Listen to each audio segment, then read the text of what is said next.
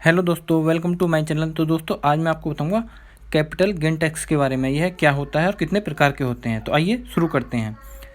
Capital gain tax दो तरह के होते हैं, शॉर्ट टर्म और लॉन्ग टर्म। इन पर टैक्स की दर अलग अलग होती है।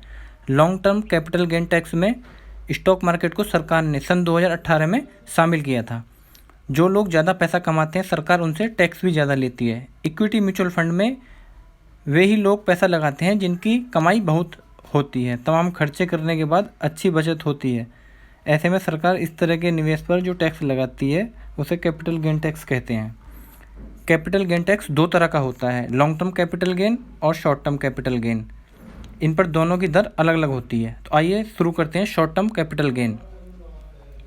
शॉर्ट टर्म कैपिटल गेन, अगर आपने कोई शेयर खरीदा या फिर कोई म्यूचुअल फंड में पैसा लगाया और उसे एक साल के भीतर उसे बेच दिया तो उससे होने वाली कमाई पर 15% टैक्स लगेगा, चाहे आप टैक्स स्लैब में हो या नहीं हो, चाहे आप जीरो टैक्स में आते हो या फिर 30% टैक्स वाले स्लैब में आते हो। आपको शेयर या म्यूचुअल फंड से होने वाली कमाई पर 15% टैक्स देना होगा।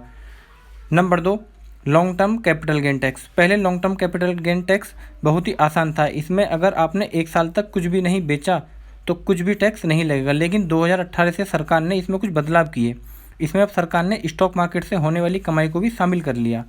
शेयर मार्केट से पहले सरकार घर, संपत्ति, जेवर, कार, बैंक एफडी, एनपीएस और बॉन्ड आदि की बिक्री से हासिल हुए मुनाफे पर कैपिटल गेन टैक्स वसूलती रही है। लंबी अवधि में किसी भी चल या अचल संपत्ति पर मिलने वाले प्रॉफिट पर लगने वाले टैक्स को long term capital gain tax कहा जाता है। यह देश में पहले से ही मौजूद रहा है। 2018 में यह पहली बार स्टॉक मार्केट पर लगा।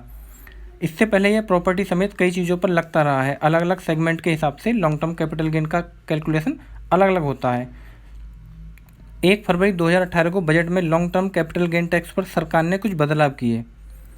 सरकार स्टॉक मार्केट से एक साल की अवधि से ज़्यादा वक्त में हुई 1 लाख रुपए से ज़्यादा की कमाई पर सरकार 10% के रेट से long term capital gain tax वसूलती है।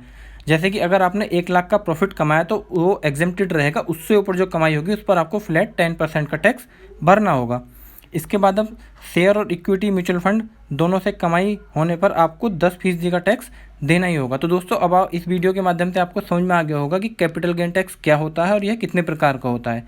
तो दोस्तों ऐसे ही इंटरेस्टिंग वीडियो के लिए चैनल को सब्सक्राइब करें। मैं आगे ही ऐसे इंटरेस्टिंग वीडियो आपके लिए लाता रहूँगा।